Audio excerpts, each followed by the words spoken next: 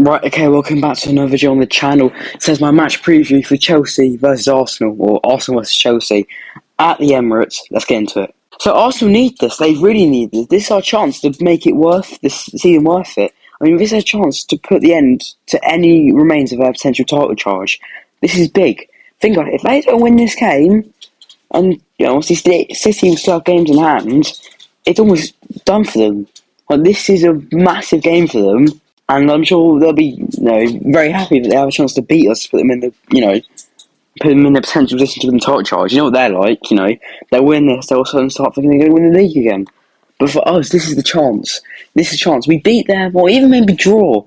That is them done. That is them shattered. They are done. They have officially bottled it again, as they always do. This for us is massive. I mean, this is bragging rights as well. Like, there's nothing better than beating teams like Arsenal. There's also nothing worse than losing to them. I mean, and recent games, we have suffered against them so much. So, this is big for us. This is big. This is bragging rights. There's a chance to, shatter them. There's a lot for grabs. Well, maybe in the league table there's not as much. We're fighting for what? Barely even top 10 anymore. I mean, if we look at the table, obviously we're 12th. For 32 games, we have 39 points. Palace, from 34 games, they have 40 points. Bournemouth, from 34 games, they have 39 points. And Wolves, from 34 games, they have 37 points.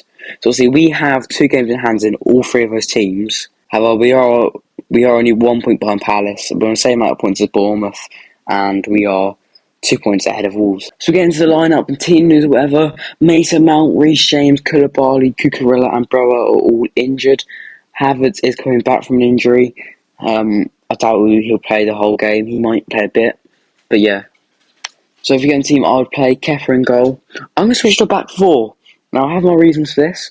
One of them is that Reece James is out injured. And the other is João Felix, but we'll get into him later. Azpilicueta at right back. Obviously, it said James is injured. You could go Chalobah right back. Probably better going forward, but I'm going to go Azpilicueta. Good old Dave. Thiago Silva and Fafana, centre backs. That's not much explaining to do there. Ben Chilwell left back. Once again, that's pretty straightforward. CDMs or centre mids. The 2 head of defence. I'm going to go Enzo Fernandez and N'Golo Kante. Once again, nothing complex there. Then obviously the 3 behind the striker. Sterling on the right. Felix in the middle. Mudryk out on the left. So see, the reason why I've gone to this is because of Felix. Now look at his start at Chelsea. He looked very good. And now he's playing in that cam role. And the thing's difference with that cam role, we're playing the back 4, and then the right wing role, we're playing the back 3. Is he's a lot more free in his cam role. He can go out wide to the right, but he can also make runs into the box. Look at him against West Ham, for instance. He can make those runs, what he hasn't really been making ever since we switched to a back 3. So I think one of the reasons why I've got this in mind is, help us going forward, obviously have more attacking players going forward, hopefully make more chances, but as well as just helping Felix, allow him to dictate play a bit more than what he has been able to out wide.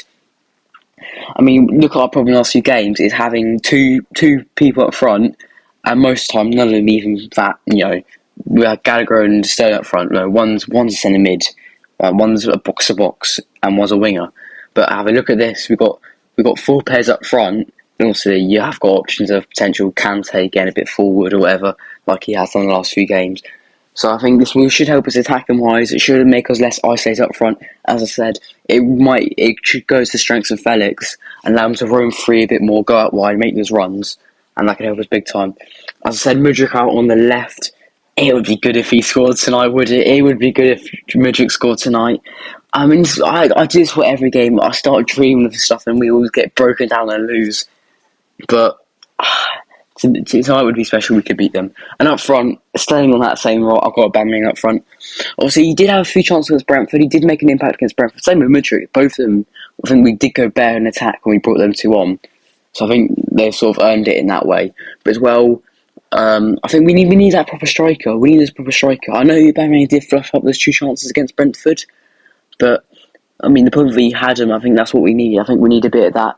Someone to hold up a little bit, make those runs in behind with pace. I mean, Mudryk and Aubameyang, that's very fast too. And if I'm right, Saliba is still out as well.